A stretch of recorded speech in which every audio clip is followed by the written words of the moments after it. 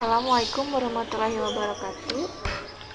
Sekarang kita akan belajar sejarah ya dengan Ibu Yusiana. Kita akan masuk ke materi baru, judulnya Peradaban Awal di Kepulauan Indonesia. Nah, ada yang tahu ini gambar apa? Ini adalah manusia purba ya. Nah, zaman praaksara. Apa sih istilah zaman praaksara? Pengertiannya apa? Pra itu sebelum, aksara itu tulisan. Jadi zaman praaksara adalah zaman manusia sebelum mengenal tulisan. Kenapa istilahnya bukan zaman prasejarah? Karena zaman prasejarah itu berarti zaman sebelum adanya sejarah. Sedangkan meskipun manusia belum mengenal tulisan, tapi sudah punya sejarahnya masing-masing. Jadi istilah zaman prasejarah itu kurang tepat digunakan ya. Nah, kemudian kapan dimulainya? Bagaimana mengkajinya? Kapan berakhirnya? Nah, dimulainya zaman praaksara sejak manusia ada. Mengkajinya bagaimana? Menggunakan dua ilmu bantu ya, ilmu arkeologi dan geologi. Ilmu geologi itu dibagi menjadi 4, Azoikum, Paleozoikum, Mesozoikum, dan Neozoikum. Nah, Neozoikum itu dibagi menjadi 2 ya, Tersier dan Kuarter. Ilmu arkeologi juga dibagi menjadi 4, ada zaman Paleolitikum, Mesolitikum, Neolitikum, dan Megalitikum. Nah, kita bahas satu-satu ya.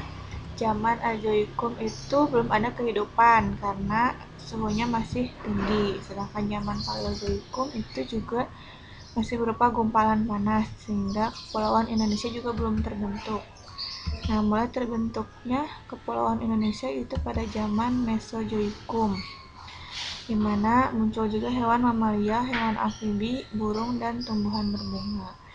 Zaman Mesozoikum juga ada kegiatan tektonis, yaitu daratannya terpecah sehingga membentuk benua Eurasia dan benua Australia. Kalau benua Eurasia itu adanya Pulau Sumatera, Jawa, Kalimantan, dan Sulawesi. Kalau benua Australia itu adanya Pulau Timor, Kepulauan NTT, dan sebagian Maluku Tenggara. Nah, Neozoikum dibagi 2, Tersier dan Kuarter. Tersier itu mulai munculnya primata seperti kera, sedangkan Kuarter itu mulai munculnya manusia purba dari jenis Meganthropus paleojavanicus sampai ke Homo. Ya. Kalau Holocene itu manusia purbanya lebih berkembang, lebih sempurna lagi seperti manusia pada zaman sekarang. Nah, ilmu arkeologi itu dibagi menjadi 4 ya, tadi zaman Paleolitikum itu zaman batu tua. Zaman batu tua itu hanya bergantung pada alam, jadi hidupnya hanya berburu dan mengumpulkan makanan atau food gathering. Itu salah ya, bukan food producing ya. Hasil kebudayaannya juga kapak periumbas, alat-alat dari tulang, alat-alat serpih ya. Zaman Megalitikum itu zaman sudah mulai menemukan api, hidupnya juga sudah tidak tetap. Jadi kalau dulu Paleolitikum itu di gua, kalau zaman Mesolitikum itu sudah ada yang tinggal di tumpukan sampah dapur atau disebutnya keyokan modiner. Kemudian mulai mengenal pembagian kerja, bercocok tanam. Hasil kebudayaannya juga lebih bagus lagi, kapak Sumatera dan kapak pendek jenis batu pipihan.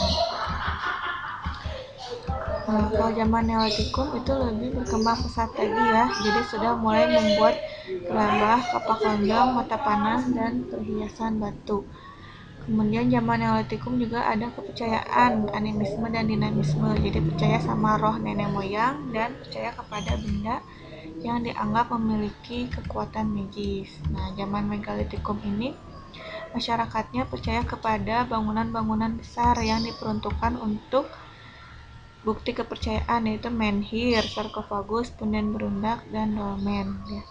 Sudah menerapkan nilai dan norma juga. Kemudian ada sistem barter.